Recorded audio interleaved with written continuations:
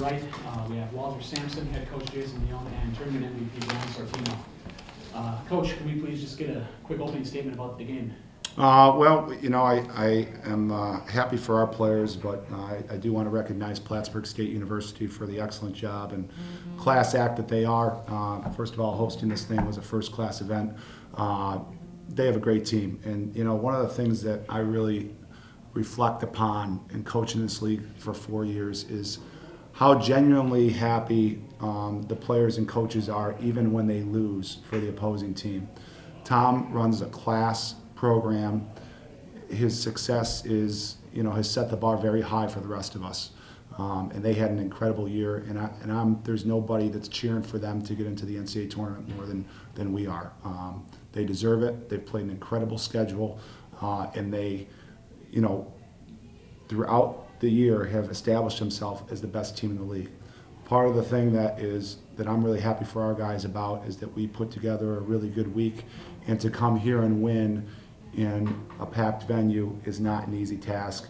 And I thought our guys dictated the game in terms of just the way we came out, physically, mentally, emotionally, and the way we stayed the course.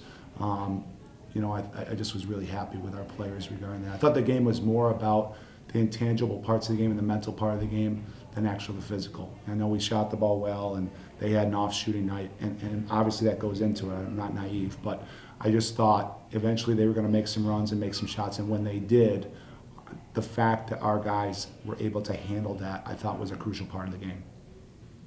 Did you expect to have the start that you did, Brian and Walter? Yeah, I think so. In the locker room, we were talking about it. We knew if we wanted to win this game in Plattsburgh that we had to start the first 5 minutes and win the first 5 minutes. I think that's what we did. I think you know, our defense really showed up in the first 5 minutes of the game. That's really what dictated the mood of the first 5 minutes. I think we played really well.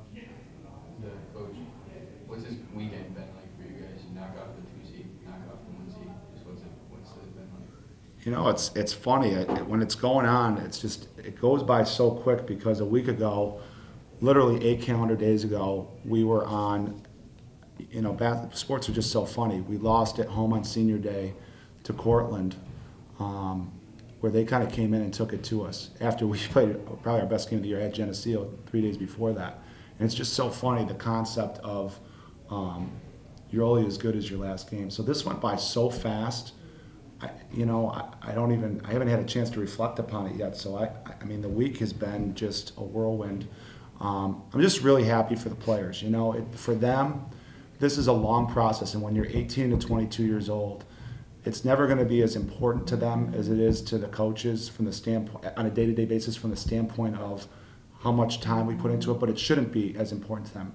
But when they cross those lines, to watch the growth that they had over this week, after you play 4 or 5 months, and to see that what you're trying to get out of them in a week's span of time, it just is very satisfying, and I hope it's satisfying for them. I'm just really proud.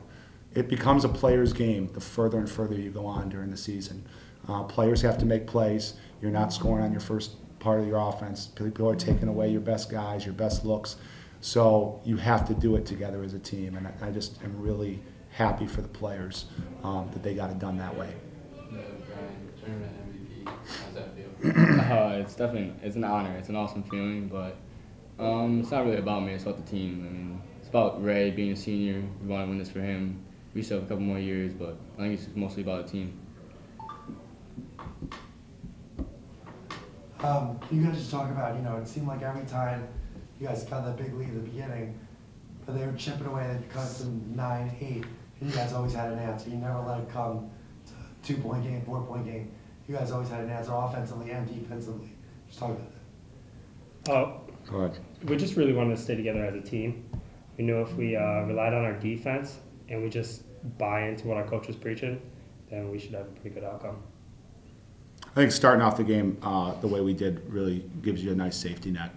There's no question, when you're playing from ahead during any game, what it does is it gives you a nice safety net, and we know Plattsburgh's a good team. And one of the things we talked about was handling success and handling failure. So, you know, when we were playing well, we continued to keep our foot on the gas, which was something at times during the year we struggled with.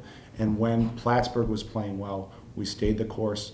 The kids policed themselves where they really pulled each other together. It was funny, the last 2 minutes of the game when Plattsburgh started to go into their three-point shooting offense, our players started switching screens, which is something we never do. But the fact that they came up with that and together there was buy-in with that, it worked for us. And I hope that they, learn from that, it's not really what you do sometimes, it's the people that are doing it.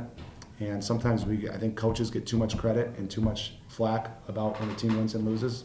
And I think it's, more about what's inside of a certain team and a player and the way they grow through the years. So I think that was a big part of the game, getting off to a good start, and that's why we had an answer. And then just lastly, coming on the road, beat Oneonta, and the game you guys could have easily lost. Then Geneseo and Plattsburgh, kind of just describe the whole weekend. Well, to get through this conference, to win, you have to be extremely physically and mentally tough. You can't do it. I mean, you can get into the X's and O's, but until you start with that baseline, it's just not happening. You're just not going to win big games in February and March without being mentally and physically tough. So the week started with that. I think our kids collectively made a decision that that this meant something to them.